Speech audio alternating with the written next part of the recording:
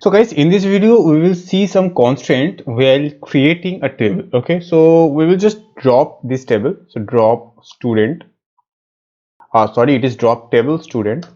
Yeah, now there is no table called student, so you can just check it also to describe student. Yeah, there is no table student, so we will just create this student table again.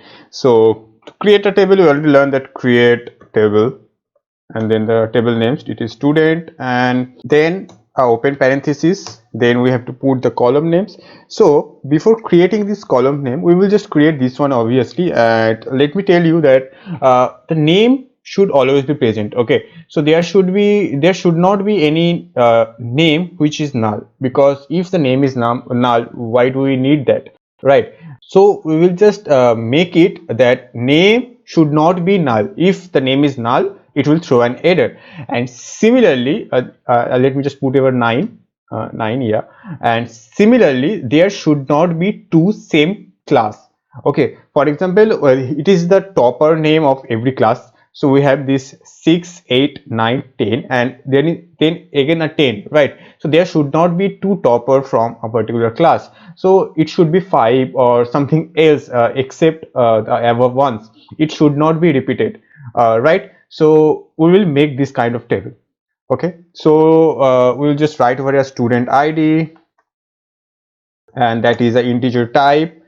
Great. And then the name, and that is a character type, varchar, and the size is 20 enough. And now we have to set it that it is not null, so we will just write over here not null. It should not be null. Okay, and then the third one is class, and that is also a character type of size 5, and we have to set it unique because it is unique for everyone, and it should not be repeated for everyone, right? It should be unique. And we have to set the student ID as a primary key because it is unique for everyone as well. And if we set it as a primary key, then everyone will be identified with that student ID, right? So we will just write over here primary key, and that is nothing but the student ID, right? Student ID. Now we have to close this parenthesis and put a semicolon. Yeah, query is okay, zero data affected. Now let's see our where is that, describe student.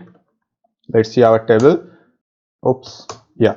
So you can see that the student ID is integer type, and this is right. And the student ID and name is, because the student ID is primary key, it should not be null, because every name should have a student ID.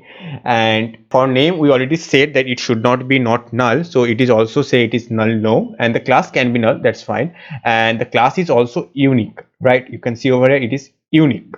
So let's create a table. For example, the first one is Deeptham and 6. So we'll just write over a insert into a table name, that is student, and then values, and then the values 1 comma. Yeah, so we created our first row. Then we have to put the second row, sorry. And for this, this is 8, and the name is Max. Great. Yeah, so you can clearly see that we put 1 again, right? So it is showing that the key should be unique because it is a primary key. So the duplicate entry of class ID or student ID, right? So it should not be duplicate. So we just need to modify it again. It should be 2, right? It should be unique for everyone. So yeah, it is showing an error. So yeah, now it is query is okay, 1 row affected, right? Now let's make the third one, like Albert should be null. Like for example, if you put the name empty, so in that case it will also throw an error. So we will just modify the ID, it is 3, and for the name we will put here null, and for class it is a 9, right? Yeah, so if you press enter, you can see it is also showing an error because column name cannot be null. There should be one unique name. That should not be unique. There should be one name. It cannot be null, right? So we have to put a name over here. So it is Albert. Yeah, now it is okay. And similarly, let's write the fourth one. This fourth one is John.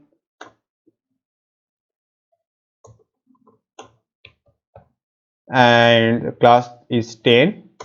Yeah, that's fine.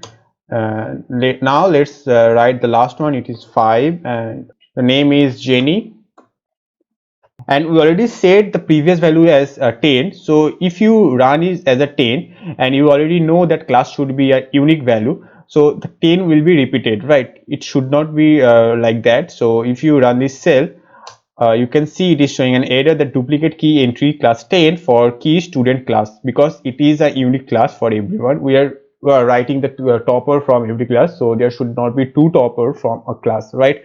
So we have to make it unique. So let's write over there 5. Yeah, now if you run this cell, the query is okay, one row affected. Now if you just see this table, so we'll just write over here select star from, then the table name, okay, it is student. You can see that this table is now copied over here. So 1 2 3 4 5, then the names and then the class, okay.